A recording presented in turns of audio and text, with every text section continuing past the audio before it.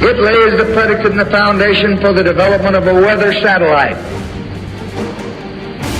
that will permit man to determine the world's cloud layer and ultimately to control the weather, and he who controls the weather will control the world. How should we think about the end of the world as we know it? Not my words, rather the title of a new report this week from InsideClimateNews.org. But the headline sounds very familiar, doesn't it?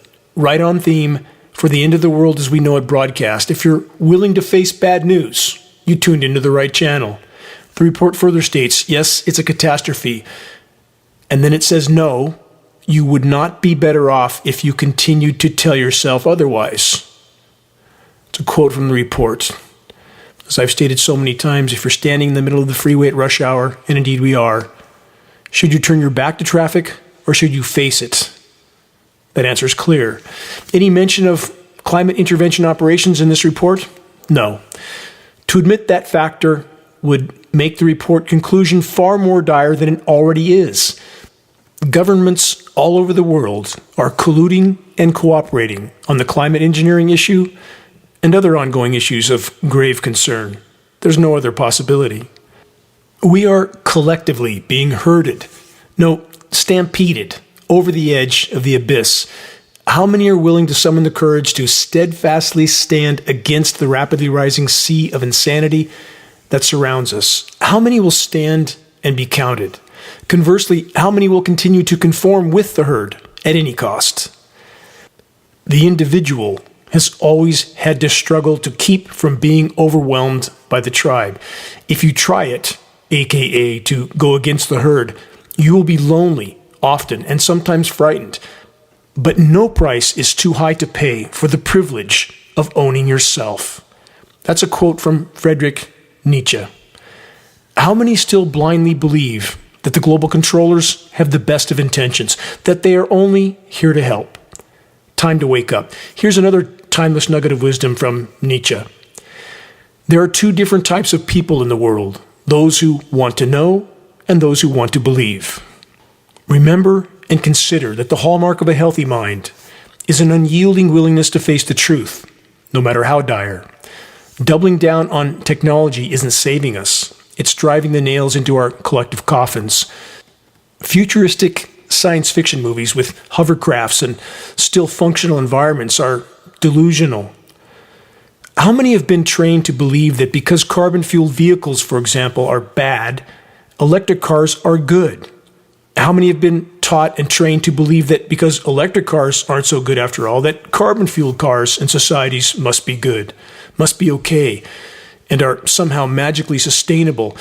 Here's the unpleasant and unwanted fact of the matter. Both trajectories lead to a dead end. Neither paradigm is sustainable in any way. How many are willing to face that fact?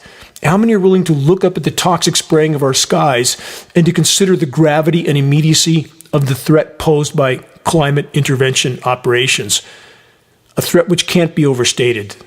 Is the military-industrial complex still considering instigating a limited nuclear exchange in order to further load the atmosphere with sun-blocking particles, aka radioactive climate engineering?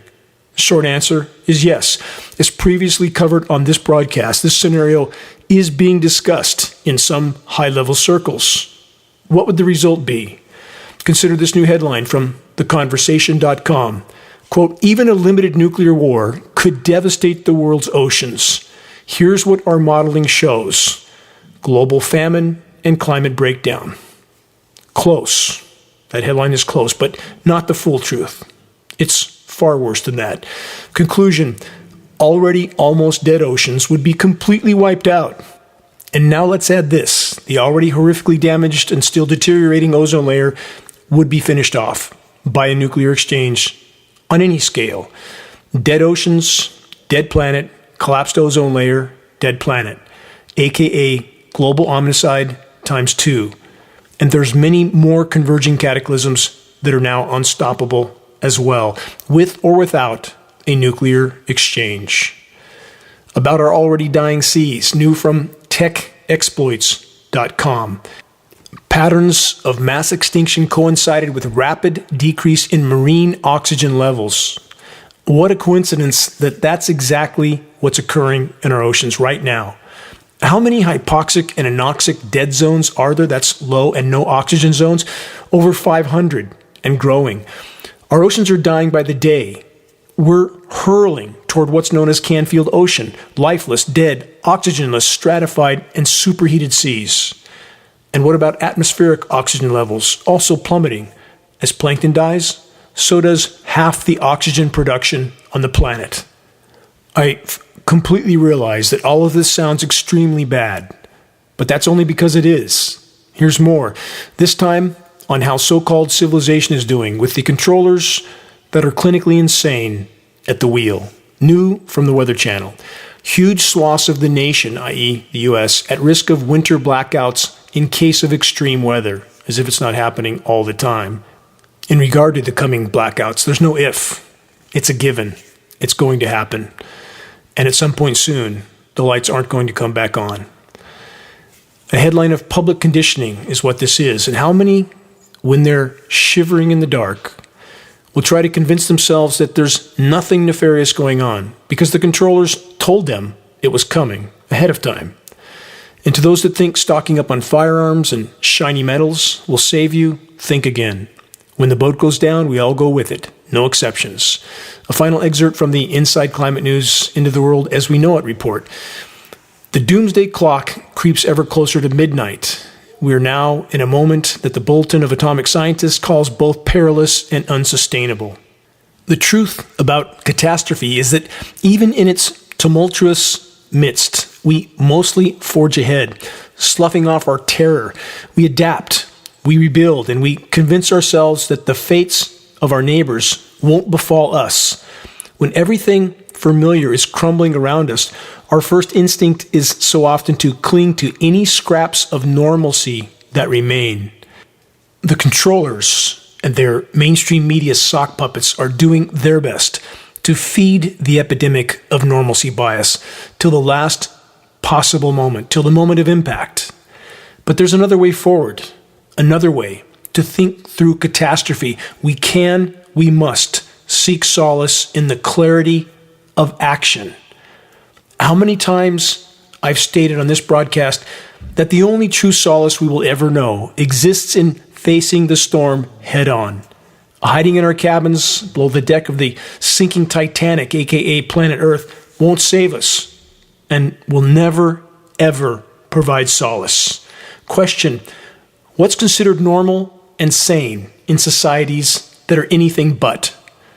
How many are still choosing to blindly believe what official sources tell them, what their paid so-called experts tell them, and what the mainstream media ministry of disinformation tells them? And how many are telling the populations to not question anything, to not investigate anything, and definitely not to think for themselves? Follow the herd straight into the abyss. That's what the controllers have trained far too much of the population to do. And that, sadly, is what is considered normal and sane in the planetary asylum. This is Dane Wigington with Geoengineeringwatch.org.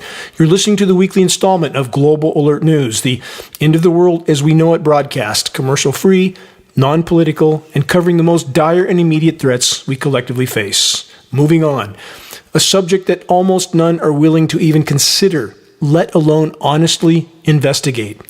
Engineered winter weather and the sensationalized headlines produced from it, which are used to confuse and divide populations regarding the true state of planetary meltdown and global climate collapse, being further fueled by the climate intervention operations. Consider the following string of this week's headlines that are only an example. While record warmth, devastating drought, dried up rivers, and overall climate and environmental collapse are completely off the radar for happy holiday shoppers. From many sources, again from this week, snow pummels western New York as Metro Buffalo digs out from up to 6 feet of accumulation. That's from CNN. Another headline, Erie County, which includes Buffalo, experienced its largest ever amount of snowfall in a 24-hour period. Another headline, same theme, Orchard Park, where the NFL's Buffalo Bills play, recorded a snow total of 80 inches. Another headline, record snowfall creates treacherous travel. About that headline, let's keep in mind what is showing up in lab tests of the frozen precipitation that's now called snow, as if it's a naturally nucleated snow. Surfactants. Surfactants are what makes soap soap. So how slippery is soap-soaked snow? I'll let the listener decide. And why would the climate engineers use surfactants? Because surfactants help to keep the particle dispersions from coagulating together into larger clumps, which would mean they would fall out of the atmosphere far faster than they already are. Another footnote on the surfactants, how many have seen what appears to be foaming rain, or the massive ocean foaming events like that which occurred during Hurricane Nicole's landfall? Also indicative of surfactants. Next, from the Washington Post, more sensationalized headlines. Hundreds had to be rescued from snow in western New York, governor says. From the New York Times, this, the monster Buffalo storm may have set records. No, not may, did. Headline on that theme. Buffalo breaks daily maximum snowfall record. Another from AccuWeather, second consecutive daily maximum snowfall record in Buffalo. Another, 5 feet of snow strands vehicles. Still more headlines. Kids are sledding over buried cars in western New York. Another headline, snow on roofs could weigh more than a school bus. And this, how to shovel heavy wet snow. Shoveling heavy wet snow can lead to serious injuries and cardiac events, the report says, such as heart attacks. Question, does it seem like just about anything and everything can now cause a heart attack? I wonder why. About the sensationalized headlines, I ask, do we see so many sensationalized headlines about record high temperatures, record warm nightly lows, devastating drought, and the increasing crop-crushing dust bowl conditions in so many parts of the planet? No. Populations are distracted by engineered winter events over very small geographic areas. And that's exactly what's happening. Welcome to the chemical ice nucleation winter wonderland. Again, in a few very isolated locations. The climate engineers manipulate wind patterns by manipulating atmospheric pressure zones. In this case, the wind is straight-lined across the record-warm Great Lakes where it picks up moisture. And then the flow is focused on a few selected regions. Chemical ice nucleation cloud seeding operations are conducted overhead. Search the Engineering Winter section on the homepage of geoengineeringwatch.org to learn more about this core aspect of climate engineering operations, patented processes of chemical ice nucleation cloud seeding. Again, highly sensationalized winter weather headlines are pumped out by mainstream media. Populations are convinced that everything's fine when it's anything but. And how many headlines is mainstream media covering about the once in over 1,000-year drought in the U.S. West and so many other parts of the world? What do the weather makers have scheduled for Northern California? A chance of a few toxic, chemically ice nucleated showers between now and next year. Most of the rest of the days between now and January are scheduled to be cloudy with no rain, bone dry. At this point in Northern California, in my location, where we normally receive 70 inches of rain per year, if we reach December with no significant rain, we will have gone almost a year with no significant rain. Almost a year. And we are now well over 500 inches of rain short in my location on the former thriving forest on the east side of Lake Shasta, now dead and dying. We are nearly 500 inches of rain short since 2007. My off-grid home with solar, wind, and hydropower, again, the cover article of Home Power Magazine, largest RE magazine in the world. Now, all too often, there's no wind, no rain, no sun, i.e., no alternative energy, along with the dead and dying forests. That is the gift of climate engineering, not only toxifying the entire planet and every breath we take, poisoning soils and waters, but it diminishes direct sunlight, affects convection, thus lessening overall planetary wind and diminishes rain, greatly diminishes rain, radically and negatively affecting all three primary forms of alternative energy. Do we see any of the so-called environmental groups talking about this, or the so-called environmental politicians? No, we don't. And they certainly won't talk about it at the COP27 conference. More on that shortly. Engineered drought catastrophe, target California. That's the title of a geoengineeringwatch.org live presentation done nearly a decade ago. Everything covered in that presentation has happened and is happening. The first full-page newspaper ad sending the exact same warning was paid for by geoengineeringwatch.org 6 years sooner still, almost a decade and a half ago. And still the majority are all too happy to keep their eyes wide shut and shop till they drop. If I sound angry, if I sound jaded, it's only because I am. And why wouldn't I be? We're fighting for our lives. And it's not just the engineered drought deluge scenarios. What else is being seeded into the rain? Do you really want to know? From sciencealert.org, this headline from this week: Earth can stabilize its own climate.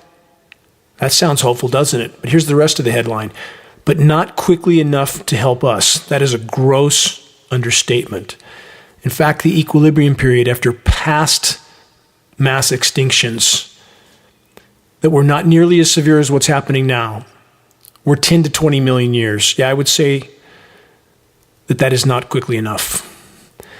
The report says the argument is that we need some sort of stabilizing mechanism to keep temperatures suitable for life.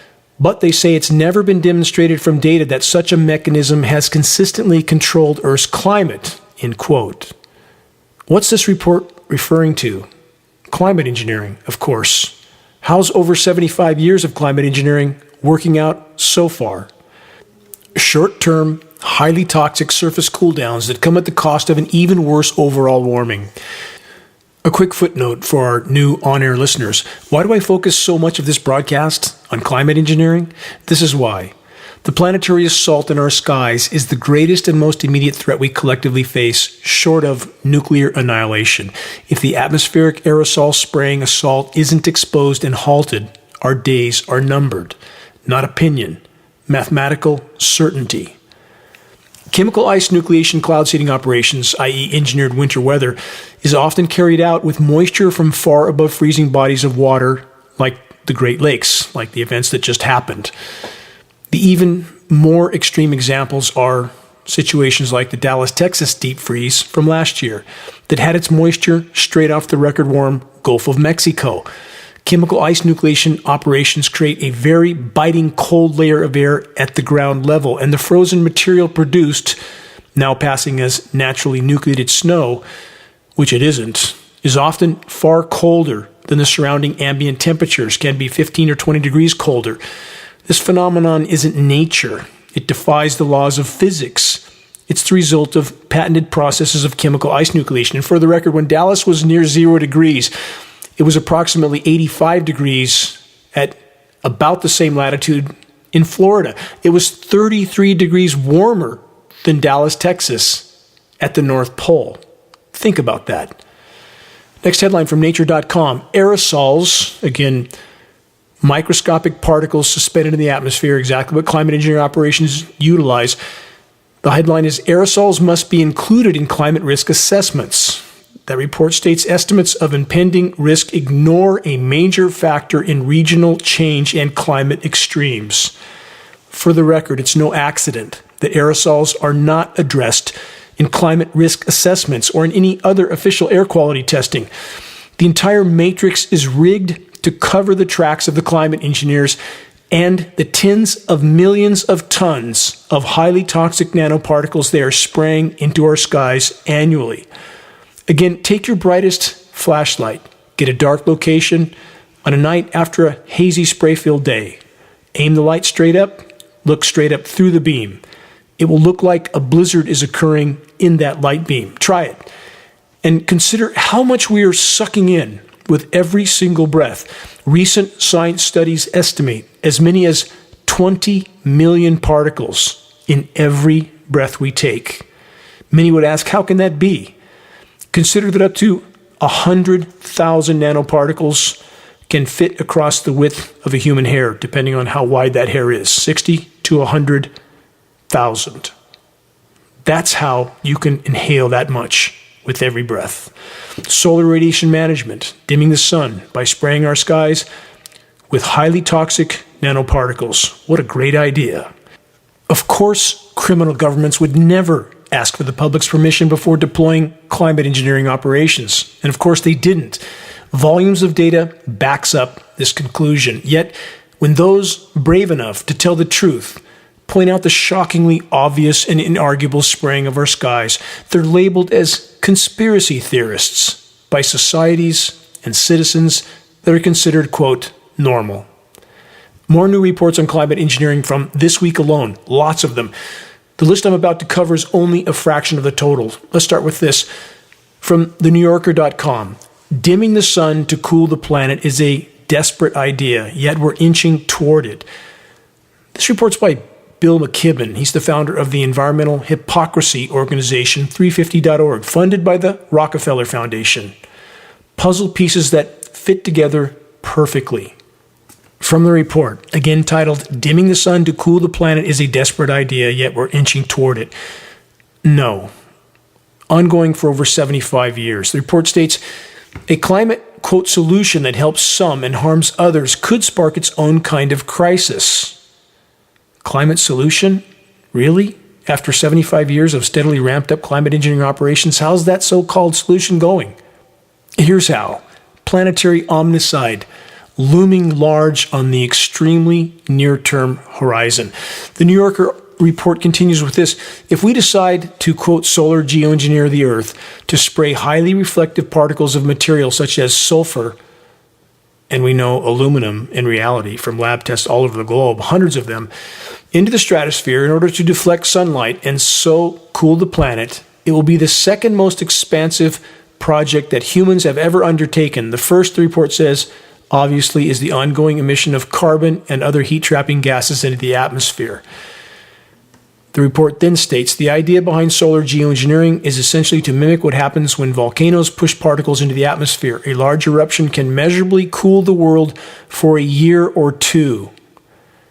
That's correct, and recent science study corroborates this. So what happens after 75 years of this type of operation? The cooling effect, because of the negative downstream effects, turns into an overall warming effect, so that what happens then is exactly what I've stated. At Geoengineering Watch for a decade and a half, short-term, highly toxic cooldowns at the cost of an even worsened warming. This report from the New Yorker then says, conditions may force a reckoning with the idea of solar geoengineering, of blocking from Earth some of the sunlight that has always nurtured it. I truly struggle with finding the words for the totality of insanity that surrounds us. The whole of the so-called science community describing what is clearly ongoing in our skies as just a proposal, and nearly the whole of so-called society pretending the same, because the truth is just too alarming to face. But soon, very soon, there'll be no more margin for denial. The report mentions a Carnegie Science Council initiative of how the United Nations might govern geoengineering. The result of these initiatives, if not the goal, may be to normalize the idea of geoengineering. The New Yorker report then states this, quote, it might damage the ozone layer. Might, could, may, might. For the record, too late. We're already hurling toward near-term functional ozone layer collapse, perhaps by mid-decade, this decade.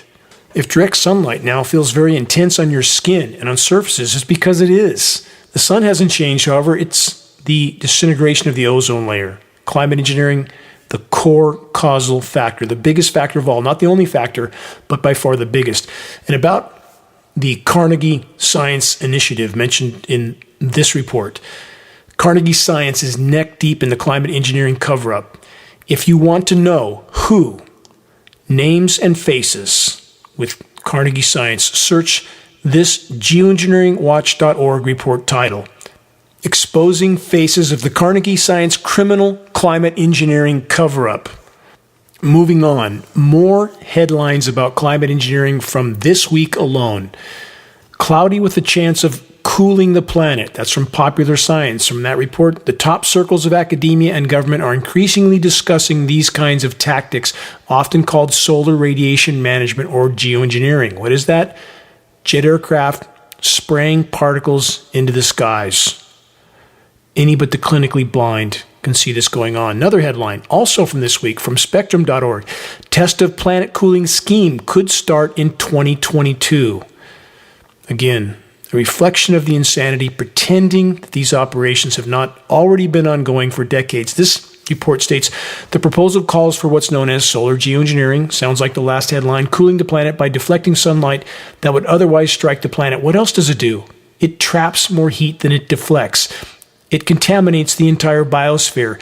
It totally disrupts the hydrological cycle. It destroys the ozone layer. There's not much bad it doesn't do, but none of that's mentioned in these kinds of reports because there are too many invested in this insanity. Another report, also from this week, multiple sources titled, What is Geoengineering and Can It Save the Planet? The report says geoengineering is, quote, one of the most controversial and consequential climate change fighting tactics yet.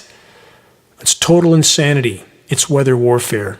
Still more sources pretending it isn't already happening. Another headline, also from this week, ehn.org. Solar geoengineering. Can we buy time to heal climate change? I mean, think of this.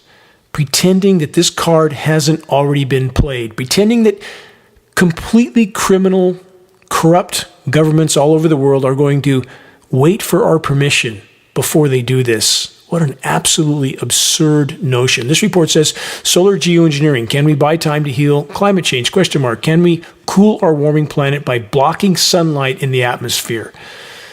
More headlines, same theme. And again, this is all from this week alone. If you search in a search engine for the geoengineering term for the last week alone, you'll be shocked at how much is being published every single week. And still, the whole of so-called academia pretending it isn't already happening. Here's the headline. Multiple sources again. Is geoengineering a suitable tool for the climate toolbox? They say geoengineering by reflecting incoming sunlight is one tool that has been proposed. Again, pretending it isn't ongoing. Next headline, same theme. I want to give an example, snapshot example of from this week alone. U.S. government begins researching climate intervention, aka geoengineering. Another headline, also this week, fine-tuning the climate. It's from DWTV. It's in Germany. Another one, the pros and cons of geoengineering to save the planet. Another headline, COP27, panel discussion on the ethics of climate engineering. There's no ethics with climate engineering. There's no ethics with playing God with the weather, with toxic elements that are wreaking havoc on the web of life and populations all over the world. There is no ethics in that equation. Few more sample headlines to cover. Please bear with me. All of them from this week, and they're only a fraction of the total.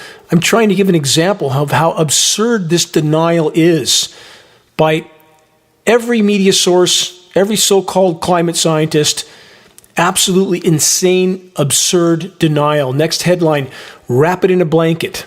White House studying if they can block the sun to stop climate change. From that report, forget electric vehicles and solar power. The White House is studying whether they can effectively block the sun to stop climate change. Still more reports from this week. This one from theeconomist.org. What if geoengineering goes rogue? What if? Is this source suggesting that the crime syndicates that are masquerading as legitimate governments might use this as a weapon against populations? No, our government would never do that, would they?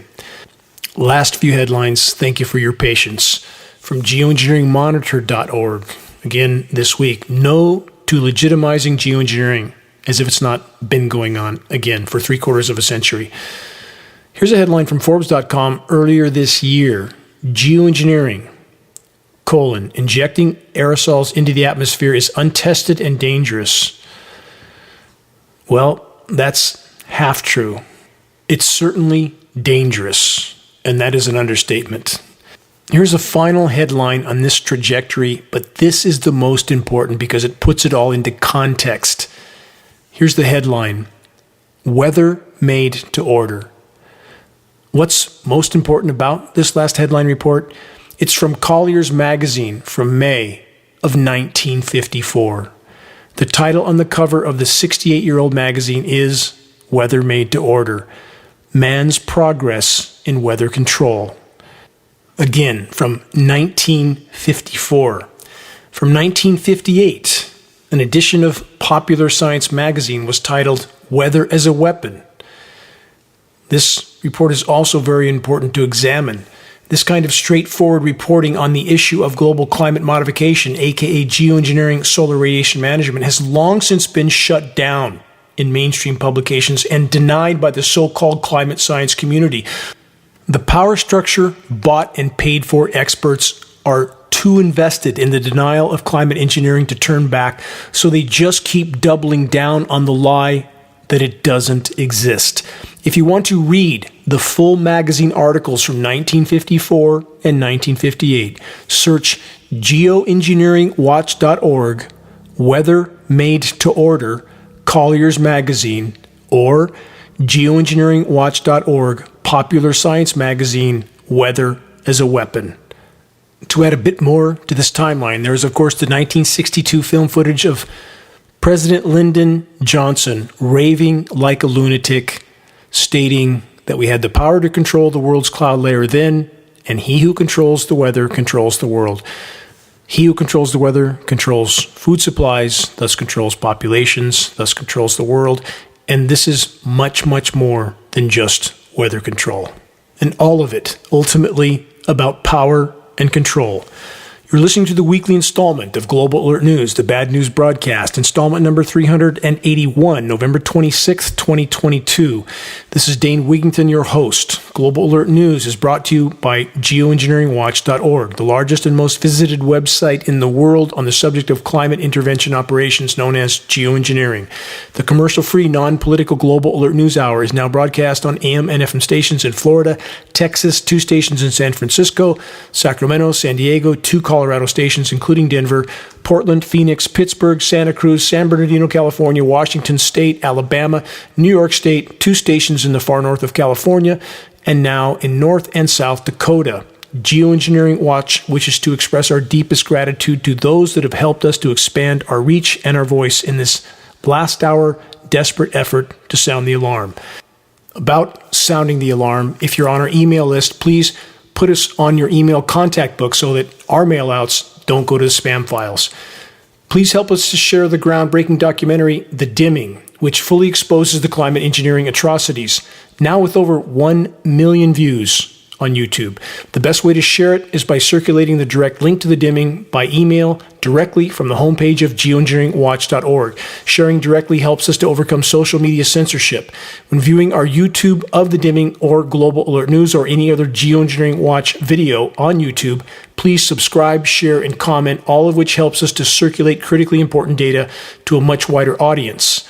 And about reaching those that still aren't looking up, Geoengineering Watch awareness-raising materials can be found on our homepage. Our only goal, to provide activists what they need to move this fight forward. There are very high-quality printed materials, and just added, Climate Engineering Conversation Starters, our new Geoengineering Watch shirts with very high-quality 4-color images on both sides of the shirt, scannable business cards, and bumper stickers. All effective tools to help strike up a conversation on the climate engineering issue, and that's how you plant a seed of awareness. Doing so is the first and most important leap we can make toward getting the as of yet uninformed to look up. Waking the masses to the climate engineering onslaught is the great imperative. If we can expose it, we can stop it from the inside out as we awaken our military brothers and sisters to what they're participating in, their own demise and ours. One more footnote, if you want to share a picture with a Geoengineering Watch t-shirt, or perhaps our new hoodies that will soon be available, a photo at a gym or a farmer's market, busy street downtown, etc., please send your photo to us so that we can post it as part of our activist compilation, which is now part of our materials page. The images encourage others to make their voices heard in this all-important battle to sound the alarm. Moving on. Geoengineering Watch has stated for a decade and a half that there would come a time when the toxic spraying of our skies would become so out of control and the damage so severe that climate engineering operations could no longer be hidden. That time now draws near. From yahoonews.com, White House admits we might need to block the sun to stop climate change. The report is dedicated specifically to a form of geoengineering known as solar radiation management. The report states this is a technique that essentially involves spraying fine aerosols into the atmosphere to reflect sunlight away from the Earth. The idea is that once it's reflected, there will be less heat and temperatures will go down. Think how simplistic this sounds. Just put some more filth in the atmosphere to block some of the sun, and who cares about the countless downstream consequences with systems that are so complex that the so-called science community has no idea of the totality of their function. No idea. The report continues, of course, such a measure doesn't come without risk. Geoengineering critics warn that it could have unintended consequences. Could, may, might? This is how absurd governments and the science communities they control have become. They say consequences that ripple out all over the globe. They then say, after all, when you spray aerosols into the atmosphere, they're going to spread out. Its effects would be felt everywhere, no matter where you initially sprayed it. This could lead to a butterfly effect of disastrous events. This is a massive harbinger of the insanity which we're all drowning in. The report continues, temperatures could dip so low that it results in crop loss, which we've experienced before in the year without a summer. Changes to the atmosphere could also intensify weather events like storms. Some researchers suggest that solar geoengineering could even spread disease. A lot of coulds in this everywhere, isn't there? Pretending it's not already happening when it is. This report, again titled, White House Admits We Might Need to Block the Sun to Stop Climate Change, continues with this. As the adage goes, drastic times call for drastic measures. What does it say then that the U.S. government has decided to put some skin in the game and fund research and resources into solar geoengineering? The facade continues, pretending that it isn't going on, blatantly obvious in our skies all over the world. Report goes on. At the recent UN Climate Summit, Secretary General Antonio Guterres announced that the world was, quote, on the highway to climate hell, end quote. Not only have we failed to reach the 1.5 degrees Celsius threshold outlined by the Paris Climate Agreement, but we're on our way to blowing past the 2 degrees Celsius goal as well. Let's stop there. Frontline, uncensored temperature data indicates that we have blown past the 3.5 degree C level. Temperatures are falsified across the board. Records are falsified across the board. When you look at a past temperature rise graph, all the official graphs are done in a manner that effectively eliminates the first degree plus of warming since the Industrial Revolution. And it's that kind of falsification that has masked the totality of meltdown that's occurring on the planet right now. And so many people are so caught up in their disdain, justifiable disdain for Al Gore, for the so-called Green New Deal, for environmental groups. But that disdain should not interfere with rational thought and rational deduction and conclusion. The planet's not just warming, it's in total meltdown. And these extreme cool downs are not a sign of global cooling, it's climate engineering, and those who attribute these cool downs to some sort of natural indication of a cooling of the planet, that's exactly the narrative the climate engineers want. That's exactly what they want the public to parrot. Why would anyone who claims to be fighting climate engineering parrot that line? Final excerpts from this report. This means that we're increasingly finding ourselves with limited options, with our backs against the wall, an ocean rising to our feet, and the planet burning around us. We might have little choice but to use the, quote, airbag and pray that it saves us all. Let that sink in for a moment. The global controllers expect us to believe that climate engineering, aka weather warfare, is the, quote, airbag, the magic bullet, that's going to save us. They expect us to believe that climate engineering is safe and effective. Now consider that the climate intervention operations were never benevolent, and the damage already done over the last 75 plus years can't be undone in any time frame that matters. What we're fighting for now is to salvage some part of the planet's remaining life support systems. If you don't believe it's this bad, you will. No functional environment, no humans. Why do so few stop to consider that? More headlines from this week from Climate Action Australia. Is COP27 the end of hopes for limiting global warming to 1.5 degrees Celsius?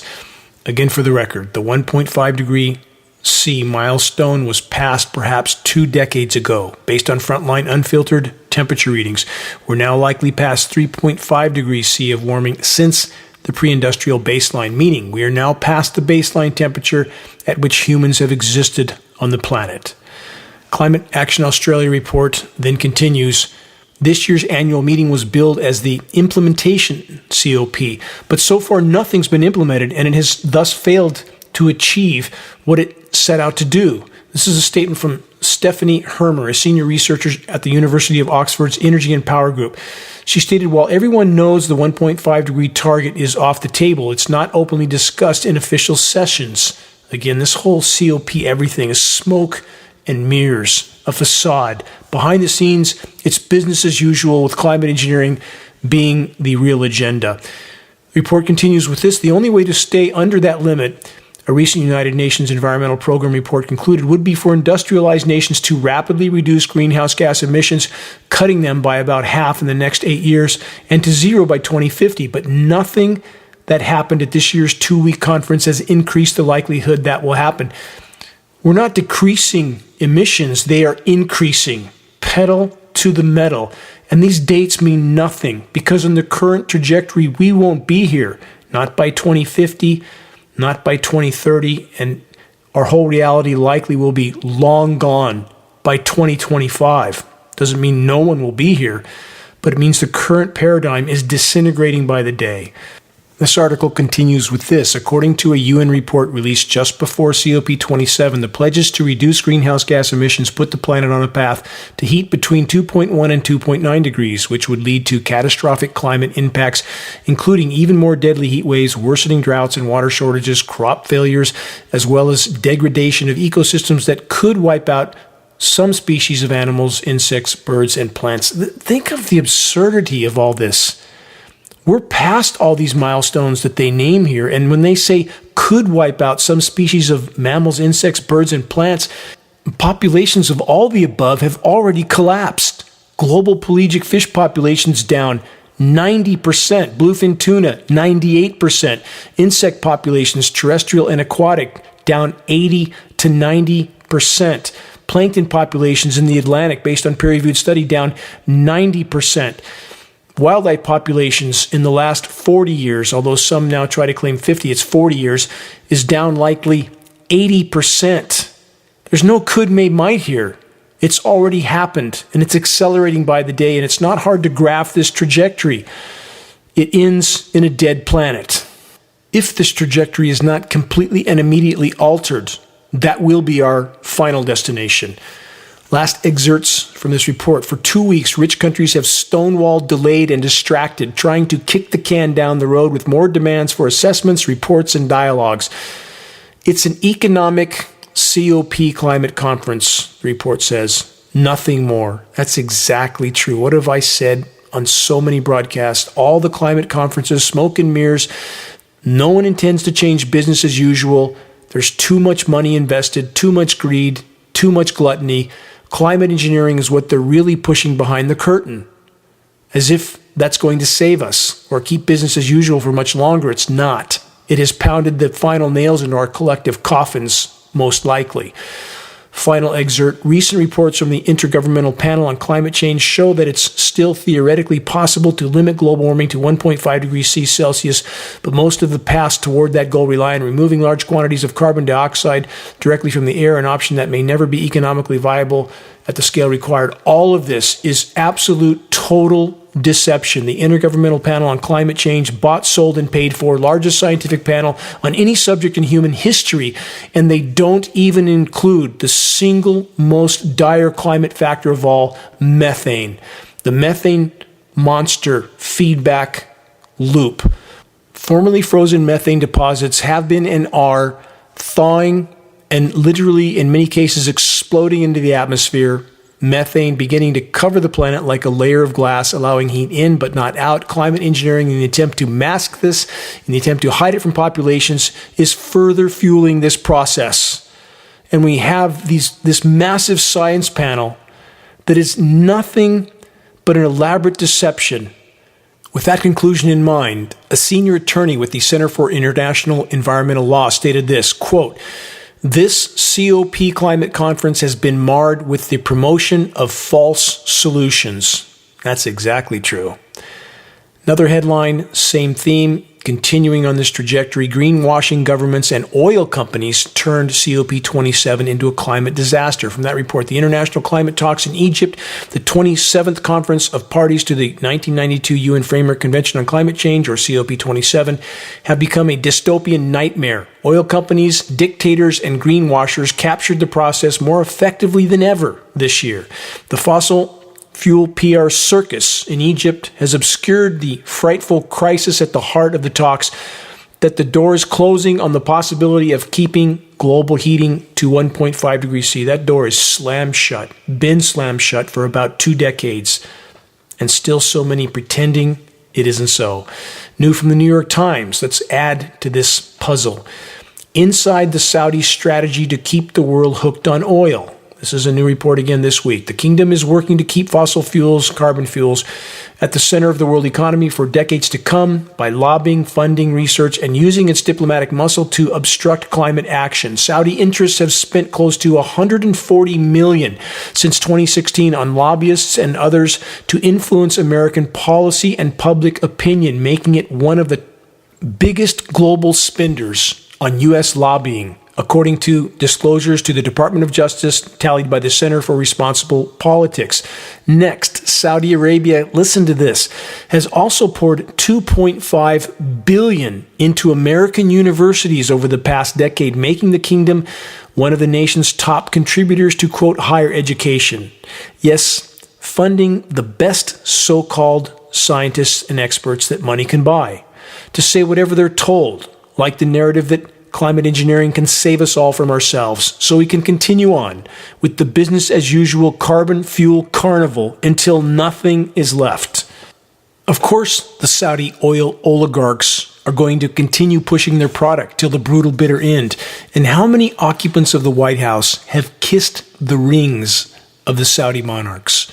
How well the weather warfare atrocities serve them all. Engineer a chemically nucleated frozen material blast into Buffalo, New York, sensationalize the headlines and images, and the majority forget all about the unfolding planetary meltdown as they continue on with their Black Friday holiday shopping sprees. A final point on the carbon fuel carnival of insanity. The so-called Green New Deal is a part of it. Current alternative energy technology is, at best, a carbon fuel extender. How many stop to consider the amount of carbon fuel it takes to make and erect a 450-foot tall wind turbine that has a very temporary lifespan? That's just one example of so-called green energy. View the documentary film Planet of the Humans to learn what no hypocritical environmental organization will admit to. Next headline from this week from the UK Guardian, the big takeaway from COP27. These climate conferences just aren't working. You think? Yet again, there was no commitment for cutting emissions, should this come as any surprise. But wait, President Biden did his best for the environment, right? Not so much. From InsideClimateNews.org, at COP27, the U.S. said it will lead efforts to halt deforestation. But at home, the Biden administration is considering massive old-growth logging projects. There is so little old growth left, and it's dying by the day. I have some in the wilderness behind me, and trees 400 and 500 years old are dying at a blinding pace. The trees have always been my comrades, my companions, while trekking through the wilderness alone, to watch them die, while geoengineering jets spray our skies, is breaking my heart while simultaneously boiling my blood. I will never give up in this battle, ever. Occupants of the White House, all the way back to JFK, are nothing more than sock puppets of the controllers. Meet the new boss, same as the old boss. None of them care about the environment or us. For the record, populations are not only expendable to those in power, but a rapidly increasing liability. In the southern hemisphere, how's the Amazon doing? New from the Washington Post, the Amazon forest is reaching a tipping point and starting to collapse. No, not reaching a tipping point, past a tipping point. The report states its collapse could have devastating consequences, depriving the western forests of moisture and dragging other parts of the ecosystem down with it. There's no could may might about this. It is causing a cascading collapse scenario. Here's but one example of ecosystem collapse that very few might know about or consider. From EOS.org, the world's roots are getting shallower. From that report, plant roots act as engineers for Earth's surface, breaking up bedrock, transporting water and nutrients, and stabilizing landscapes. Roots are so important that scientists have hypothesized that their evolution, beginning around 415 million years ago, altered landscapes and the course of Earth's actual history.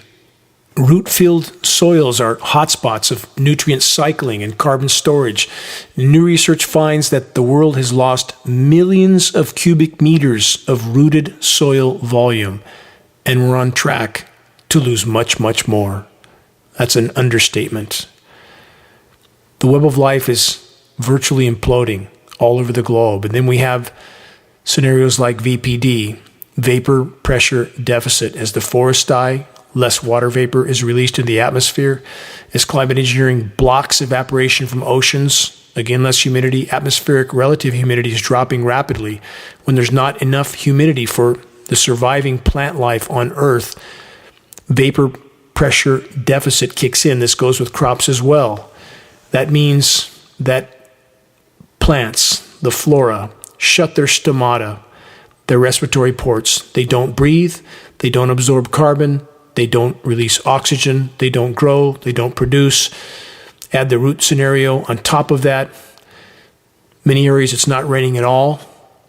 Climate engineering core causal factor. When it does rain, the rain is toxic. Not speculation, not theory, not hypothesis, lab test proven fact.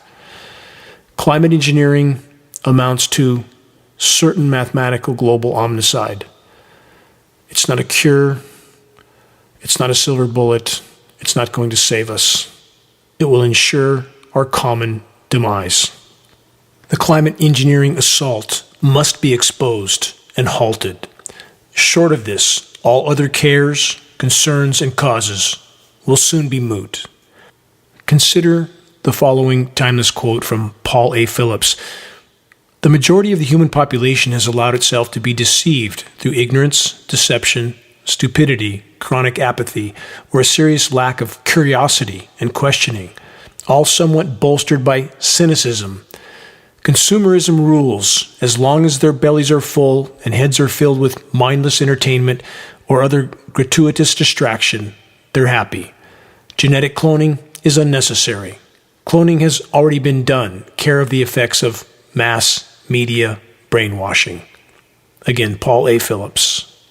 And there is this final thought to consider, a quote from Carl Schurz, who said, "We have come to a point where it is loyalty to resist and treason to submit. The vast majority, even now, have no idea what's unfolding at blinding speed, what's nearly upon us. The powers that be, who almost completely control media and thus the narrative, are doing their best to fuel and feed the population's normalcy bias until the moment of impact. How many still believe the term, quote, sustainable development? But the term is a lie. It's an oxymoron. Endless expansion and consumption on a finite planet with finite resources is, of course, impossible. How incredibly self-evident is this conclusion? But Again, even now, with the walls closing in and collapsing on every side, reality continues to be denied by most, from the atrocities in our skies to collapsing ecosystems all over the globe, including our oceans. The majority don't have or want a clue. Unfolding and accelerating events will very soon shatter this denial. It's up to all of us to sow the seeds of awareness so that the puzzle pieces can be connected by those that are forced to wake up at that time. What has been will very soon be no more. The sooner that fact is accepted, the more clearly, effectively, and efficiently we can face the gathering storm. What we collectively face is a near-term fight for life. Nothing less. The only way forward in this fight is to wake the masses, to reach a critical mass of awareness. How? By planting seeds of credible data from a credible source. Plant the seed and move on. Unfolding events will very soon fertilize it. Those that are capable and courageous enough to awaken will. Check the activist suggestions link on the homepage of geoengineeringwatch.org for specific details on how you can help to move this fight forward. The proverbial doomsday clock is perilously close to midnight. Please, make your voice heard, make every day count. Until next week, this is Dane Wigington with geoengineeringwatch.org.